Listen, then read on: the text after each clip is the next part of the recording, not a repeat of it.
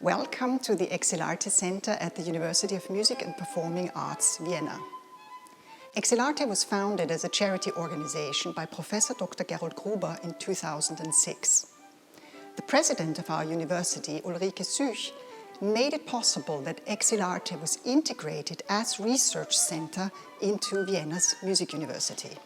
It is our goal to give composers, performing musicians, and artists a collective place in our memory who were persecuted, driven into exile, or murdered by the National Socialists. Through the collection and research of estates, the organizations of concerts, exhibitions, and symposia, as well as seminars for our students, we want to bring back onto the stage that was silenced, and we want to make available what was forgotten. This lost cultural heritage is an extremely important part of music history of the 20th century. We see it as our mission to research, pass on, and rediscover this important heritage for our future generations. Our permanent exhibition at the exil.arte Center guides you through over 60 biographies of persecuted musicians.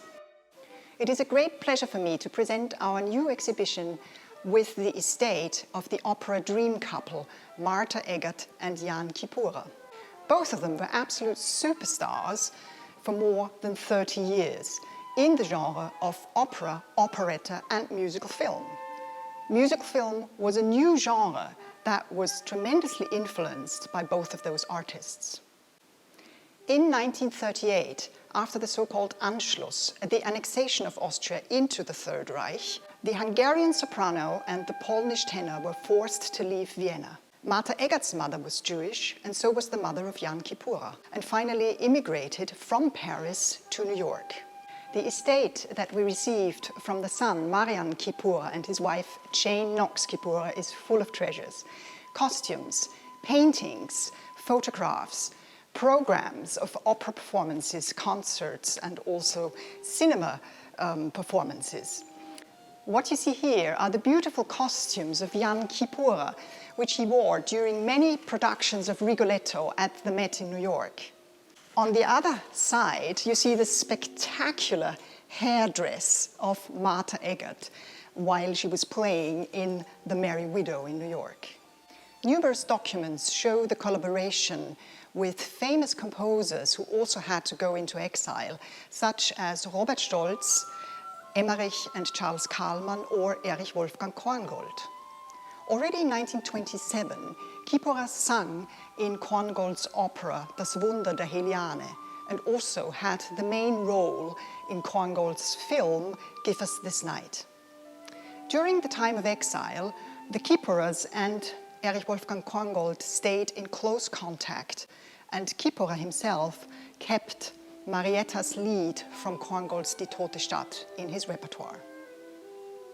But the exhibition also draws attention to over 170 personalities who were in close artistic contact with Marta Eggerth and Kiepura and worked with them on the stage, in the opera house, or in filmmaking, such as producers, film directors, screenwriters, or actresses. Some of them were able to go into exile, but so many had to stay behind, were arrested or murdered. Amongst them are famous names such as Billy Wilder, Arthur Rubinstein, or Fritz Grönbaum. But many of these people are completely forgotten, and this is what this exhibition reminds us of. Another highlight of our exhibition is the small movie theatre, where visitors can watch short clips of films, musical films, that Marta Eggerth and Kiepura were a part of, such as Der Zauber der Bohème, Ein Lied, ein Kuss, ein Mädel, or Die Blonde Carmen. You can also see concerts that Marta Eggerth gave in Austria that were organized by their former private secretary, Marcel Pravi.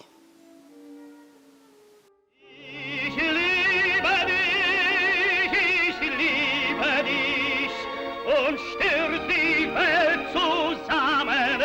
Ich liebe dich. Ich weiß nicht mehr, und ich bin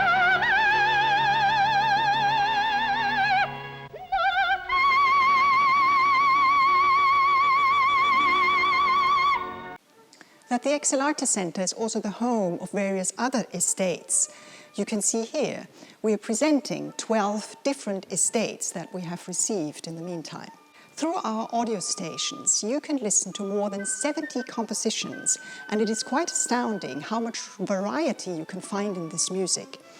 The music before the Nazis seized power in Germany. You can listen to this music through QR code and your smartphone or through the headphones that we provide.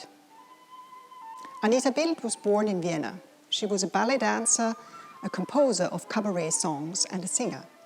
She worked in Egypt and also in Switzerland before she received employment at the Landestheater in Linz. Due to her Jewish origin, she was dismissed and luckily could flee to Great Britain. In England, she was again working as a singer, a dancer, and a cabaret artist. After the war, she became a writer for the German program of the BBC.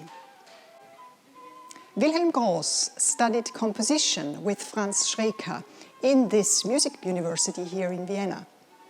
The critics were completely flabbergasted with his work, and also the Vienna Philharmonic performed one of his orchestral works. But Gross decided to go to Berlin and become a record producer, arranger, and also conductor. In 1934, he was able to flee to Great Britain, where he composed, quite successfully, popular songs. He followed then the advice of his old school friend Erich Wolfgang Korngold and went to the United States. Before he was able to finish the film music to Along the Santa Fe Trail, Gross died of a heart attack in New York in 1939. Hans Gahl was one of the most performed composers in the 1920s and 1930s. In 1938, he was able to flee to Great Britain, where he was interned as a so-called enemy alien. After the war, he was employed by the University of Edinburgh and also became one of the founding members of the Edinburgh Festival. The big successes he had in the 1920s and 30s, he unfortunately could never achieve again. But there's so much more that you can explore in our new exhibition, and we're looking forward to welcoming you at the exil.arte Center of the University of Music and Performing Arts, Vienna.